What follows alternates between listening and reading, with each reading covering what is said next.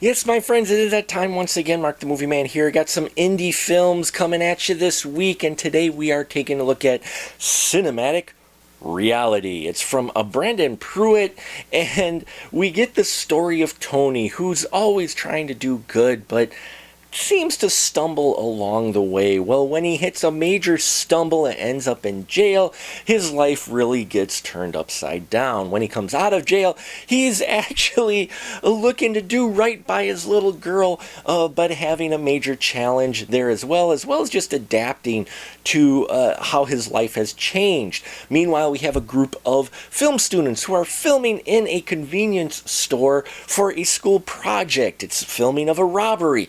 Well, Tony, in his not so great state, thinks he's going to be a hero, and soon we find out that he makes a dramatic error, and it ends up causing a very chaotic evening for all players involved at a little convenience store. Cinematic Reality, I enjoyed the setup of this and the characters and the story.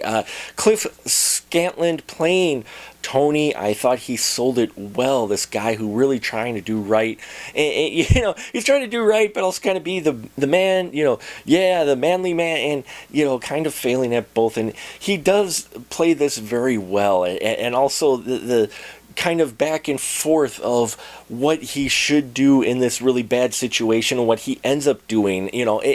There's great duality within his character, and I think he plays that well. Roman Jossart shows up as Jay, the director of the film, the student film, and he's playing it to the hilt. He's the character you don't exactly like, but you're not supposed to, guys.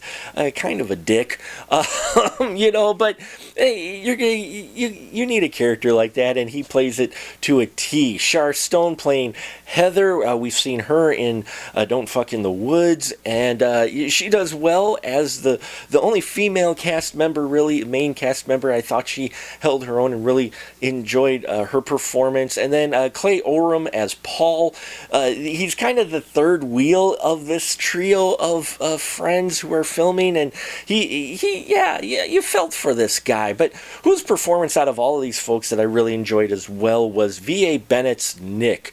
He was fantastic in here. Loved his character, helped mix things up a little bit, and in all honesty, out of all the characters that you have going on in here, Nick is one that I think the audience can really attach to. You become very sympathetic for him, as well as I was say the Heather character and Paul character for the most part, but really Nick is the one that I have a feeling anyway audiences may connect with the most. Now there are some special effects, not a whole lot. Blood effects, they handle it very well. They stay within their budget, and so I really enjoyed that quite a bit. It felt like a real gun that they were using. You felt the peril for one of the characters. You get that feeling. So that's set up too. Now the film does end up falling with some of the micro production challenges that you get in a film like this. So there are some scenes where the lighting, the shadows and silhouette just it's a little too dark to see what's going on, and occasionally the audio is a bit off. Not distracting by any means, but you can tell, it's just one of those things that you end up getting when you have a micro budget. But it didn't take me away from it at all, and it wasn't horrible, but it is noticeable in a couple of spots in the dialogue that we have. It is a slower burn, so you might not get a whole lot of action right away. There is a lot of character in here, much like we've seen in Campground. This crew all worked together, the majority of them on Campground, the requel, which we've reviewed here, and you can tell, you feel that chemistry amongst them, and they play off each other well. There are actually some tension built moments in here, and I liked that for an indie film doing a kind of a thriller of this kind where it's very character driven.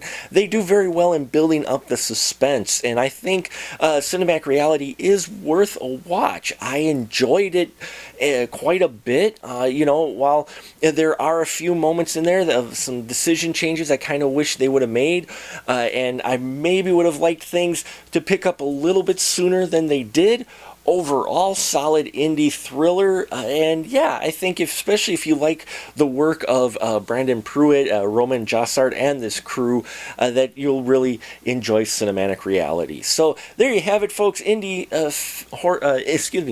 Indie cinema fans who may not want horror, looking for a little more thriller and drama, you're going to want to check out this movie. So thank you so much for watching. Please check out our Patreon if you haven't already. Subscribe as well. We got a lot of great stuff coming. I thank you for your support, and until next time, remember, keep that ticket stub.